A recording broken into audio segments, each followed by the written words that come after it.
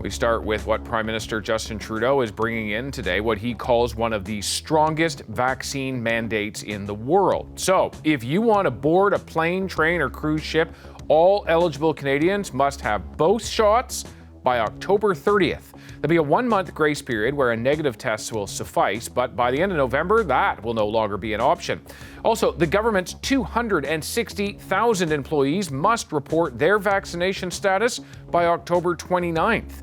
The unvaccinated will be put on leave without pay as early as November 15th.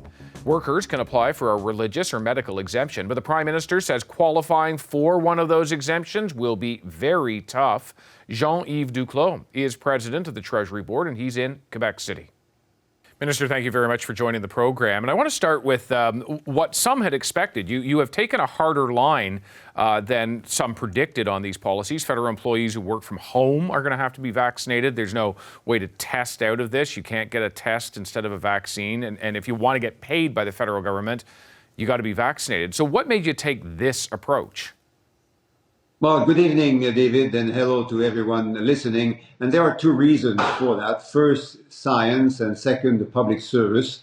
First, on science, we know that science tells us that the only way to get out definitively from the crisis, the COVID-19 crisis, to have everyone vaccinated in Canada, and that's how we will exit from that economic and health crisis. And second, the public service. The Canadian government is the largest employer in Canada. So we have both a role to play, but also a model to show to other employers and to other Canadians. And I think it's a matter of safety and health for public servants as well in the public service to have themselves and co-workers being vaccinated. In terms of public servants, the Prime Minister said today that there will be grounds for exemption, but that they will be, and I'll use his words, exceedingly narrow and onerous to obtain. What does that mean? What does it take to get a medical or a religious exemption to this policy? Well, for medical purposes, exemptions will be granted on the advice of a medical practitioner. On other grounds, such as religious grounds, they will need to be an affidavit. They will need to need an attestation filed by the worker under oath that for religious and deeply held religious views, that person cannot be vaccinated. But it will be a very strict requirement. It will be also audited by managers, so that only those people truly entitled to the exemptions are allowed to get that. What does strict mean, and what would religious grounds mean? Can I found my own religion that says I don't want to get a vaccine? No, that certainly wouldn't be possible. So it has to be deeply held, it has to be demonstrated and demonstrable, and it has to be given, it has to be provided under oath. How do you prove that? Well, managers will obviously implement the appropriate procedures. They are used to such things. It's not the first time in the federal government, obviously, that we are applying exemptions for specific purposes. So they will follow the rules, but the rules will be strictly applied. I want to talk to you about the other measure today, and that is for travelers, those on cruise ships, airplanes, and certain trains that cross interprovincial boundaries. It does seem like a legal challenge is possible, even probable. Are you confident these policies are legally defensible?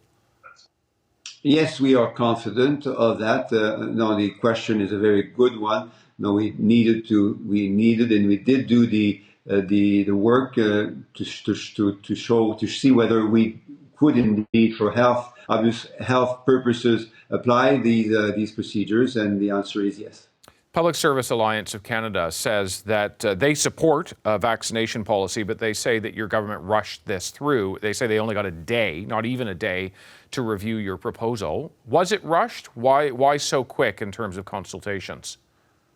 Well, three things on that. First, that policy, that intention was announced many weeks ago in August. Second, we all agree, and unions included, that this is an important thing to do. Union leaders have shown and said that repeatedly over the last few weeks. And third, this is a policy that will be in evolution. We'll continue to work with union leaders and employers and employees in the federal service to make sure that this is applied in the most effective and the best possible manner. I want to just be clear on what evolution means, because the intent here is to have the entire public service, or most of the public service, 160,000 workers of the 250,000 or so the federal government has, but most of those who work for the federal government will be impacted by this. So when you talk about evolution, does that mean fewer workers might potentially be impacted, or that there might be a way to test out of this to say go and get a negative test result every 3 days rather than getting the vaccination? Well, first, the intent is clear and will remain the same. We want every public servant to be vaccinated. Second, when I mean evolution, is what unions are saying is that managers and employees will need to be supported in implementing those measures. So obviously, information and guidance will have to be sought and provided to both managers and employees. And in that context, unions will play a key role in working with us and us working with them in making sure that these procedures are applied in the best manner, respectful also of the sensitivities and the need for clarification that these measures may generate. Okay, I want to talk to you about the RCMP, part of the federal workforce, and the RCMP's union says it supports the right of officers to refuse to get vaccinated, and that it will back up any member who refuses vaccination once this policy is in effect. If they stand by that policy, if they stand by their position, are you concerned that there could be staff shortages, for instance, at RCMP detachments?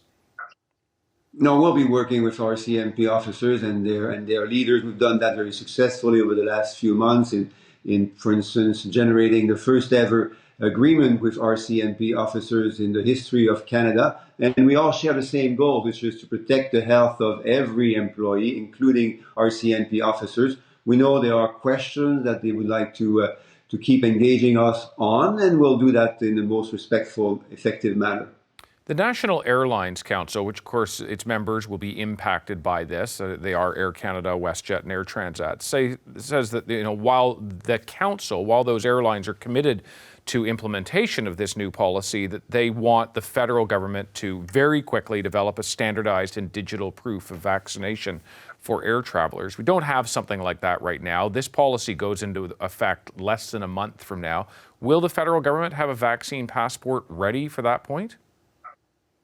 First, on the vaccine passport, we have announced about 2 months ago that we are developing one, and the development is going really well for international purposes. And obviously, this is going to be key for international travelers, air travelers. The second thing is that for some time, we will keep working with provinces and territories in using the information and the technology that provinces and territories already have for vaccinated citizens in their provinces and territories. So, because the information at this point is at the level of provinces and territories. So that's why in Quebec, for instance, in other provinces, we'll obviously need to use the information and the technology, the paper, and all the other sources of information that provinces and territories have been providing to their citizens. As we move over time, obviously, we will all want to have a more harmonized, a more common system of vaccine passports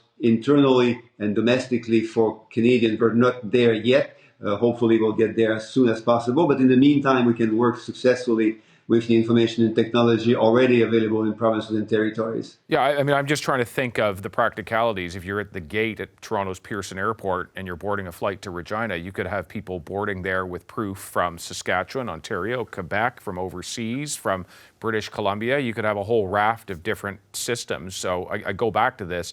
Will the federal government's vaccine passport be ready before this policy is implemented for air travel? So we'll be supporting that development, but to be very honest, in the first while, we'll be using the information already provided and available to citizens in different provinces and territories. Like in Quebec, for instance, we've been using what they call the vaccine passport with a QR code for many weeks now. It's working really well. People have used it successfully to enter restaurants and pubs and gyms. So, and that's true for other provinces and territories as well. So the information is already there.